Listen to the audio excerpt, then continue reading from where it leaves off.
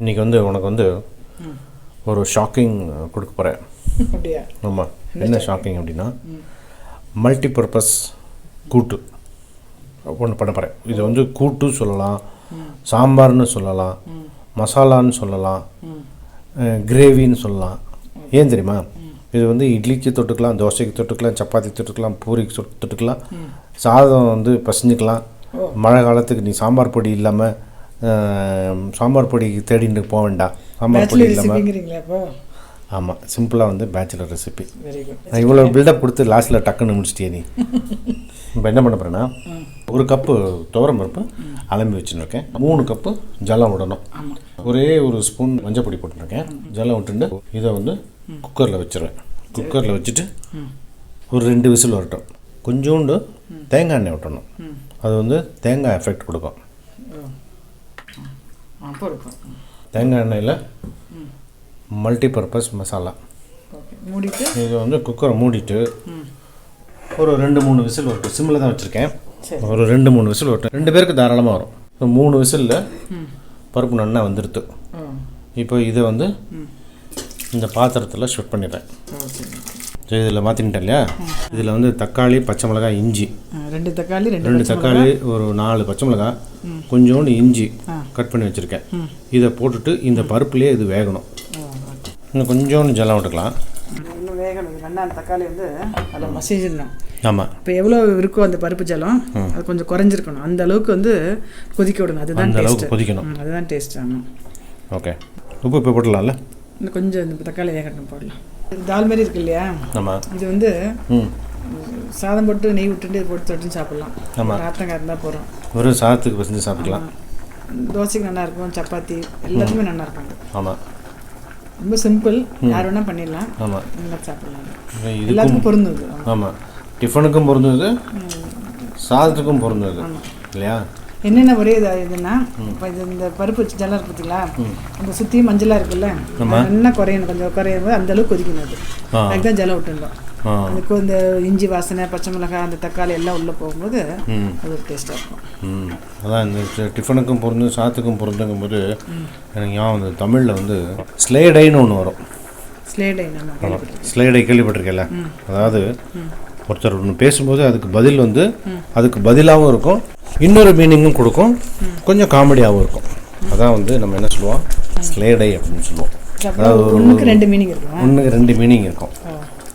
அது உதாரணம் வந்து எப்படின்னா, ஒரு தமிழ் அறிஞர் ஒருத்தர் கீவா ஜான்னு நிறைய பேருக்கு தெரியும். கீவா ஜெகநாதன் அவர் பேர். பெரிய அறிஞர். அவர் இந்த மாதிரி நிறைய பேர் இருக்கா. கிருபானந்த வாரியார், கீவாஜா, இந்த மாதிரி நிறைய பேர் இருக்கா. அந்த மாதிரி அது ப்ரெசன்ஸ் ஆஃப் மைண்டு தான் வச்சுக்கேன். அந்த கீவாஜாட்டா ஒருத்தர் வந்து சொல்லும்போது, ஒரு ஆற்றுக்கு போயிருக்கார். போகும்போது ஆற்றுல வந்து அவருக்கு வந்து டிஃபன் வந்து பூரி பண்ணலாமா அப்படின்னு யோசிச்சிருக்கா. அவள்கிட்ட கேட்குறா, கீவாஜாட்டா கேட்குறா, பூரி உங்களுக்கு பிடிக்குமா அப்படின்னு. அவர் சொல்கிறார், ஜெகநாதனுக்கு பூரி பிடிக்காமல் இருக்குமா அப்படின்னு. அதாவது பூரி ஜெகநாதன் தெரியல, இவர் பேர் வந்து ஜெகநாதன். அதனால சொன்னார், ஜெகநாதனுக்கு பூரி பிடிக்காமல் இருக்குமா அப்படின்னு கேட்டார்னு சொல்லுவார். இன்னொன்று வந்து ஒரு பெரிய ஒரு ஃபங்க்ஷன் நடந்தது. அந்த ஃபங்க்ஷனில் வந்து ஒரு பாட்டு சம்மந்தப்பட்ட ஒரு ஃபங்க்ஷன். அதில் வந்து ஒரு அரசியல்வாதினா தமிழ் அறிஞர்னு வச்சுக்கேன், அவர் வந்து கலந்துக்கும் போது பக்கத்தில் இருக்கவர் அவர்கிட்ட கேட்குறாரு, உங்களுக்கு இந்த மாதிரி பாட வருமானு. அவர் சொல்லார், பாட வரும் எனக்கு, ஆனால் இன்னும் அவ்வளோ வயசாகலை அப்படின்னாரா. பாட வருமானு பாடன்னு சொல்லுவோம்ல, அவர் பாட்டு பாட தான் கேட்டிருக்காரு. அவர் கேட்டது வந்து பாடுறதுக்கு, உங்களுக்கு பாடுறதுக்கு வருமா அப்படின்னு கேட்டது. பாட ஒரு வயசு செத்ததுக்கு அப்புறம் பாட கேட்டாலே உங்களுக்கு பாட வருமானு வரும், ஆனால் இன்னும் கொஞ்சம் வயசு இருக்குது அப்படின்னாரா அவர். அந்த மாதிரி ஒரு தடவை வந்து ஒரு புலவருக்கு வந்து ஒரு மன்னர் வந்து பரிசு கொடுக்குறார். பாட்டு பாடியிருக்கார். பாட்டு பாடின சந்தோஷத்தில் மன்னர் வந்து அவருக்கு ஒரு தட்டில் வச்சு பொன் பொருள் ஆடையெல்லாம் கொடுத்து பரிசு கொடுக்குறார். அந்த தட்டு வந்து தங்கத்தட்டு. அவர் வந்து மன்னர் வந்து இந்த அமைச்சர்கிட்ட கொடுத்து அந்த புலவர்கிட்ட கொடுக்க சொல்கிறார். அந்த அமைச்சர் வந்து புலவர்கிட்ட கொடுத்துட்டு அதை அப்படியே வந்து மன்னர்கிட்ட கேட்குறாரு. பணத்தட்டு புலவருக்கா மன்னருக்கா அப்படின்னு கேட்குறாரு. அதாவது அந்த தட்டு வந்து தங்கத்தட்டு. அது ஏன்னா அதை கொடுத்துட்டு அந்த தங்கத்தட்டை வந்து நான் திருப்பி ராஜாட்ட கொடுத்துடணுமா இல்லை அதையும் சேர்த்து தான் கொடுக்கணுமா அந்த புலவருக்கு அப்படின்னு கேட்குறாரு.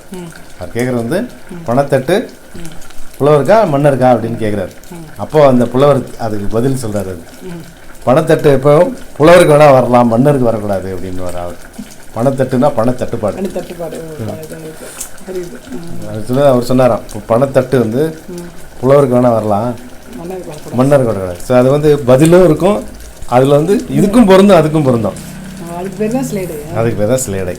சின்ன வயசில் நான் படிக்கும்போது ஸ்கூல்லலாம் சொல்லித்தருவாங்க, சென்னை வரவேற்கிறது அப்படின்னு. அந்த வரவேற்கிறது இருக்குல்ல, அந்த வரவேற்கிறத ரெண்டாக பிரிச்சிடலாம். சென்னை வர வேர்க்கிறது, சென்னை வர வர வேர்த்துரும். சென்னை வரவேற்கிறதுன்றது அந்த வரவேற்கிறத ரெண்டாக பிரிச்சிருவாங்க, சொல்லி கொடுத்துருக்காங்க. அது அந்த ஸ்லேடை வந்து அது வந்து தனி ஸ்லேடை, அது வந்து பிரிமொழி ஸ்லேடைன்னு சொல்லுவோம். அதாவது ஒரு வார்த்தையை வந்து பிரித்தா வேற அர்த்தமாக வரும். கொஞ்சம் கெட்டியானது இதில் கரெக்டாக கெட்டியாகக்கூடாது, கொஞ்சம் லிக்விடாக தான் இருக்கும். ஏன்னா ஆறுனதுக்கு அப்புறம் இன்னும் கொஞ்சம் லிக்விட் ஆகும். கரெக்டாக இருக்கும். இது தாளிக்கிறதுக்கு வந்து நெய்யில் ஒரே ஒரு வரமிளகா, கடுகு, பெருங்காயம், இப்போ கொஞ்சம் உப்பு போட்டுக்கிறேன். இது வெடிச்சு வச்சு அடுப்பு ஆஃப் பண்ணி தாளிச்சதை கொட்டிடலாம். ஆஃப் பண்ணிடுறேன், அடுப்பு ஆஃப் பண்ணிட்டு இறக்கி வச்சிடலாம். இப்போ இதில் வந்து கொஞ்சம் கொத்தமல்லி சேர்த்துக்கலாம்.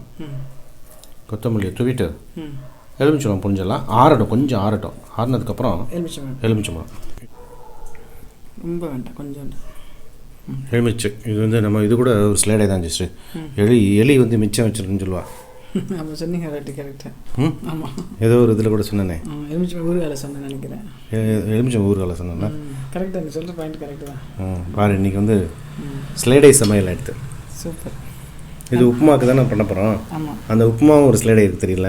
அப்படியா? ஆமாம், சின்ன வயசில் சொல்லுவாள், உப்புமா சாப்பிட்டு உடம்பு உப்புமான்னு பார்க்குறேன் அப்படின்னு. அப்படியா? ஓ, இன்னைக்கு ஸ்லேடை சமையல் எடுத்து சில நேரத்தில் இது அப்படியே இருக்கட்டுமா? இது கொஞ்சம் இது எலுமிச்சம்பழம் புரிஞ்சுதா, கொஞ்சம் கலக்கிடலாம். தேங்க்ஸ், நல்லா பண்ணியிருக்கீங்க. நல்லா இருக்கா? பார்க்கறதுக்கு சூப்பராக இருக்குது. இது அப்படியே கூட குடிச்சிடலாம். நல்லா இல்லையா? ஸோ இது வந்து மல்டிபர்பஸ் தால் இல்லையா? நல்லா இருக்கா? சூப்பராக இருக்கு. ஓகே, இது வந்து நான் இன்றைக்கி வந்து ஆக்சுவலி உப்புமாவுக்கு பண்ண போகிறோம். இதை வந்து உப்புமாவுக்கு தொட்டுக்கலாம். இந்த டிஃபன், இட்லி, தோசை, சப்பாத்தி, பூரி அப்படி பண்ணிக்கலாம். அப்படி ஒன்றும் இல்லைன்னா கூட வெறும் சாதத்தில் இதை பசைஞ்சு அப்படியே சாப்பிட்டுக்கலாம். மல்டிபர்பஸ் கூட்டு. Okay, thank you. ஓகே.